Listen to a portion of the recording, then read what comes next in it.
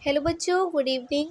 Question number 3 के दूसरा number का सोल्यूशन देखने वाले हैं। दूसरा नंबर क्वेश्चन देखेंगे क्या लिखा हुआ है।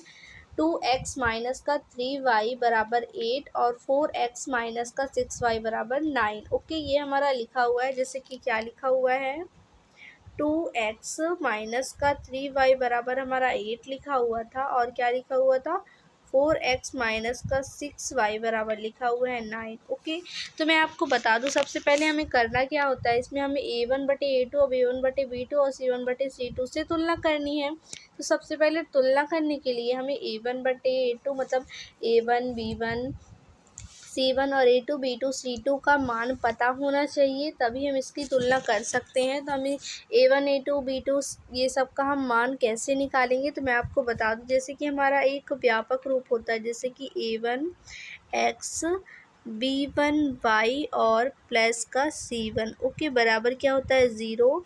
और क्या होता है हम बता देंगे, जैसे कि A2 X होता है प्लस B2 Y होता है और प्लस का C2 बराबर 0 होता है। ओके, तो मैं क्या बताऊंगी आपको, ये जो हमारा ये व्यापक रूप होता है ना, इसी से तुलना करके हम क्या निकालते हैं, इन दोनों समीकरण से क्या निकालते हैं, A1 A2 और B1 B2 और C1 C2 का मान निकालते हैं। ओके, तो हम निकालते हैं, जैसे कि निकालेंगे पहले, सबसे पहले हम क्या करेंगे, C1 C2 जो हमारा है ये बराबर की इस साइड है। ओके, तो पहले हम व्यापक रूप में बना लेते हैं। जैसे कि ये क्या हो जाएगा, 2x माइनस का 3y और 8 को इधर साइड लेके आते हैं बराबर की, तो बराबर के इधर साइड कोई भी संख्या होती, कुछ भी होता है तो इधर साइड आती है तो चिन्ह बदल जाता है, प्लस में थी तो माइनस में हो जाएगी, तो माइनस का 8 हो जाएगा बराबर 0 हो जाएगा। और ये क्या हो जाएगा, 4x माइनस का 6y और माइनस का 9 बराबर क्या हो जाएगा 0।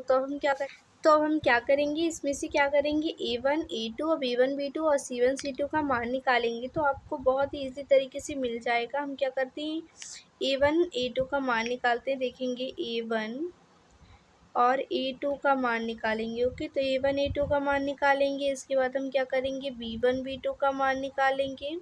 इसके बाद हम क्या, अगर आपने मेरी पिछली वीडियोस नहीं देखी है क्वेश्चन नंबर 2 की, तो आप प्लीज़ मेरे चैनल पे जाके देख लीजिए, मैंने प्लेलिस्ट पे डाल दी है। उसमें मैंने प्रतिच्छेद, संगत, समांतर ये सभी ये बारे में बहुत ही अच्छी तरीके से समझाया हुआ है, तो आप उसको जा कर के देख लीजिए, जिससे कि आपको ये वीडियो बहुत ही अच्छी तरीके से समझ में आए, कोई भी डाउट नहीं रहे। तो हम देख लेते हैं, इसमें हम क्या करेंगे, C1 C2 का मान निकालेंगे। ओके, C1 और ये क्या हो जाएगा C2। ओके, तो हम इसका मान निकालने वाले हैं, तो देखेंगे A1। ओके, A1 देखेंगे जो पहला वाला समीकरण है और x के साथ जो पद है वो A1 होता है, तो यहाँ पर देखेंगे क्या है 2 है।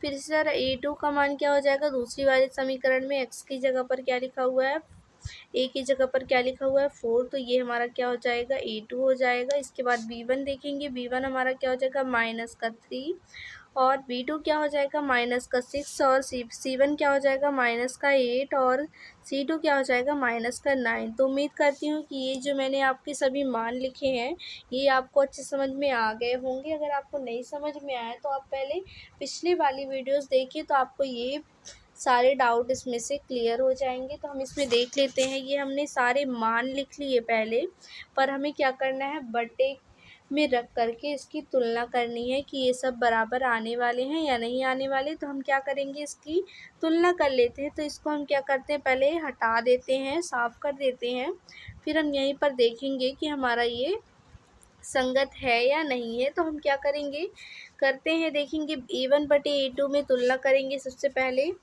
A1/A2। ओके, तो देखेंगे A1/A2 हमारा जो आया है, A1/A2 तो A1 हमारा क्या है 2 है और A2 क्या है 4 है। ओके, तो हम देखेंगे ये कट रहा है, तो क्या देंगे, 2 1 कम 2, 2 दूनी 4, तो ये क्या हो जाएगा 1/2 है ना। फिर इसके बाद हम क्या करेंगे, B1/B2 देख लेंगे, B1/B2 तो B1 हमारा क्या है माइनस का 3 और ये क्या हो जाएगा माइनस का 6। माइनस से माइनस को काट देंगे और 3 से 6 को काटेंगे, तो 3 1 कम 3, 3 दूनी 6, तो क्या बचेगा 1/2 बचेगा, है ना। तो हम देखेंगे A1/A2 और B1/B2 तो बराबर आ गया। अब हमें C1/C2 देखना है, तो C1/C2 देख लेते हैं।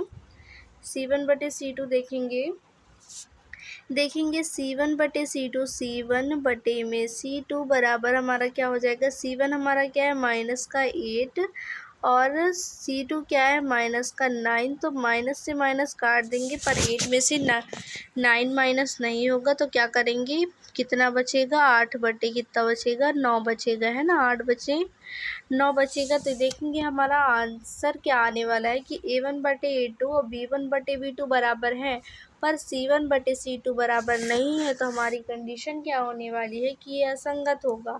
तो मैं आपको बता दूं लिखना क्या है, हम इसमें लिखेंगे, इसको मैं ऊपर साइड साफ कर देती हूँ, आप इसको नोट कर लीजिएगा, फिर इसको नीचे साइड लिख लीजिएगा।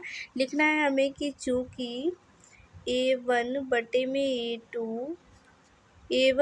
में A2 बराबर है किसके, B1 बटे में B2 के, और बराबर नहीं है किसके, C1 बटे C2 के। ओके, तो हम क्या करेंगे, इसीलिए हमारी क्या होंगी, असंगत होंगी। ओके, असंगत होंगी। उम्मीद करती हूँ कि आपको ये बहुत ही अच्छे तरीके से समझ में आ गया होगा।